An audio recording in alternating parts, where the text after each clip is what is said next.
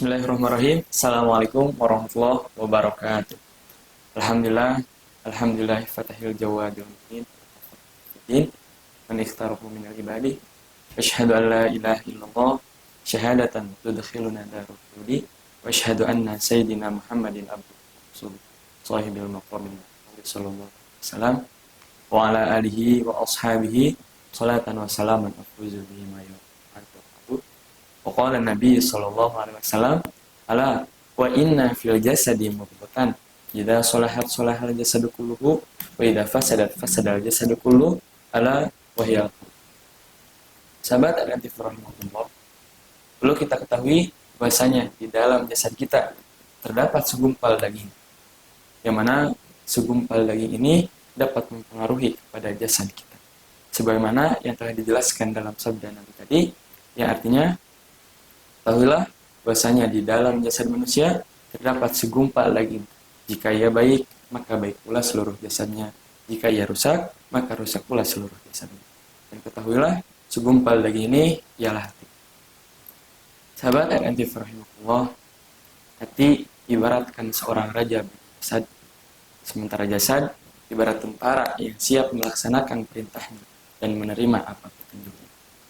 Seluruh amalan jasad, yang baik maupun yang buruk, itu bersumber dari hati. Dan hati ini akan bertanggung jawab atas kinerja jasad. Karena setiap pemimpin akan dimintai pertanggungjawabannya atas kepemimpinan. Oleh karena itu, memperbaiki dan meluruskan hati adalah tugas pertama yang harus dilakukan oleh orang-orang yang sedang mengapaki kakinya dalam jalan kebenaran. Sementara memeriksa dan mengobatinya ialah tindakan yang paling urgen dilakukan para ahli. Perlu kita ketahui juga, apabila seseorang tidak bisa menyelamatkan hatinya, maka ia tidak akan bisa mencegah dari perangkap dan tipu daya dari setan, kecuali dengan memohon pertolongan kepada Allah Subhanahu wa Ta'ala. Juga apabila iblis mengetahui atas ketergantungan hati kita, ia akan menyeret dengan siaga dan menghadapi kita dengan berbagai kesenangan dan menghiasi keadaan dan perbuatan yang dapat menggelincirkan kita dari jalan kebenaran. Juga iblis membentangkan perkara-perkara yang menyebabkan melampaui batas, sehingga kita tidak akan dapat memperoleh taufik atau bimbingan dari Allah Subhanahu. Dengan demikian, kita harus selalu memohon pertolongan kepada Allah Subhanahu wa Ta'ala dengan mengikuti perintahnya, giat dalam beribadah, yang merupakan faktor utama untuk kita bisa masuk ke dalam jaminan Allah Subhanahu wa Ta'ala. Allah berfirman dalam surat Al-Hijr ayat 42, Bismillahirrahmanirrahim. Inna ibadi laisa laka alaihim sultanun illa man ittaba'aka minal ghawin. Sungguhnya hamba-hambaku tidak ada kekuasaan bagimu terhadap mereka kecuali orang-orang yang mengikuti kamu, yaitu orang-orang yang sesat. Sahabat al-antif rahimahullah, ada pula pembagian hati berdasarkan sifatnya. Hati terbagi menjadi 3. Yang pertama ada hati yang sehat, yang kedua ada hati yang sakit, dan yang ketiga ada hati yang mati. Hati yang sehat ialah hati yang selamat dari setiap syahwat atau hawa nafsu, serta ia selamat dari kesyubhatan atau kesamaran yang bertentangan dengan firman Allah. Oleh karena itu, ia selamat dari penghambaan kepada selain Allah Subhanahu wa Ta'ala dan dari ketetapan pada selain Rasulnya. Hambaannya murni hanya untuk Allah Subhanahu wa Ta'ala atas dasar cintanya, pasrahnya, khasyah takut kepada siksanya, dan roja mengharap rahmat. Selain daripada itu, kita harus berbuat amal baik. Amal baiknya ikhlas karena Allah. Apabila cinta, cintanya karena Allah. Apabila membenci, membencinya karena Allah. Apabila memberi, memberinya karena Allah. Apabila tidak memberi, hal itu pula karena Allah. Ya cukup di sini, hati yang sehat ini, ia tidak akan bertunduk atau berhukum pada setiap orang yang memusuhi Rasulnya. Hatinya terikat kuat untuk mengikuti Allah semata. Juga ia tidak akan mengikuti seorang pun, baik dalam perkataan maupun perbuatan. Oleh karena itu, agar hati kita selalu sehat, hidup dan sehat, mari kita tingkatkan kualitas iman dan takwa kita, karena dengan takwalah kita akan bisa selalu dekat kepada Allah Subhanahu wa Ta'ala. Sahabat al-antif rahimahullah, hati yang selanjutnya ialah hati yang sakit. Hati yang sakit ialah hati yang hidup tapi terjangkit penyakit.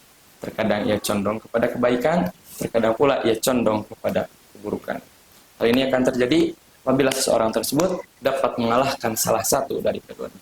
Di dalam hati ini terdapat cinta kepada Allah, ikhlas untuknya, tawakal kepadanya, dan itulah yang menyebabkan hatinya hidup. Namun, di dalamnya pula ada cinta dan pengutamaan syahwat, serta ia memiliki hasrat yang kuat untuk meraihnya. Juga, ia seringkali iri, sombong, ujub atau kagum pada diri sendiri, dan suka membuat kerusakan di muka bumi. Itulah yang menyebabkan hatinya rusak dan ia diuji oleh dua penyeru. Penyeru yang pertama mengajaknya kepada kebaikan, kepada Allah, kepada Rasulnya, dan kepada kehidupan akhirat. Dan penyeru kedua yang mengajaknya kepada kehidupan dunia. Dalam hal ini, seseorang tersebut akan memenuhi ajakan yang paling dekat kepada dirinya. Oleh karenanya, mari kita sembuhkan hati yang sakit ini dengan memperbanyak amal perbuatan yang bermanfaat. Contohnya membaca Al-Quran, karena dengan membaca Al-Quran dapat meneguhkan hati kita untuk selalu berbuat amal kebaikan. Sahabat Al-Intifi rahimakumullah, hati yang ketiga ialah hati yang mati. Hati yang mati ialah hati yang di dalamnya tiada kehidupan. Ia tidak mengetahui Rabb-nya, sehingga ia tidak menyembahnya sesuai perintah. Bahkan ia berjalan dengan syahwat dan kesenangan-kesenangan, walaupun mengandung murka dan amarah dari Rabb.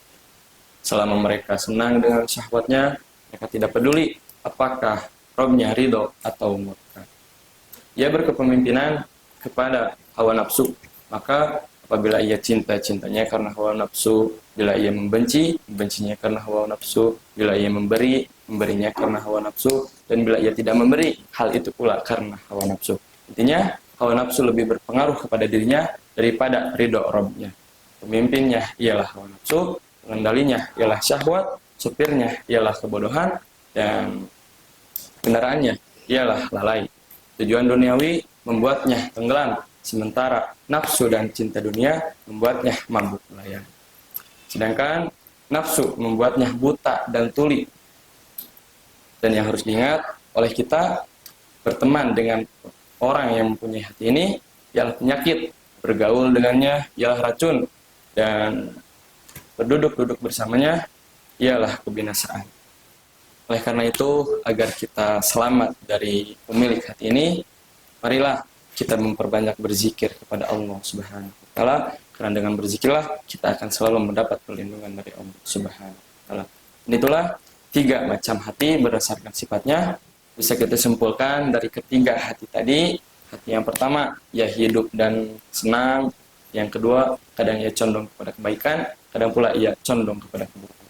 Dan hati yang ketiga, ia hancur dan mati. Semoga kita adalah orang-orang yang senantiasa mempunyai hati yang sehat. Demikianlah yang bisa disampaikan. Semoga bermanfaat bagi kehidupan kita semua. Ya muqallibal qulub, tsabbit qulubana ala dinik. Wahai zat pembolak-balik hati, teguhkanlah hati kami di atas agama-Mu.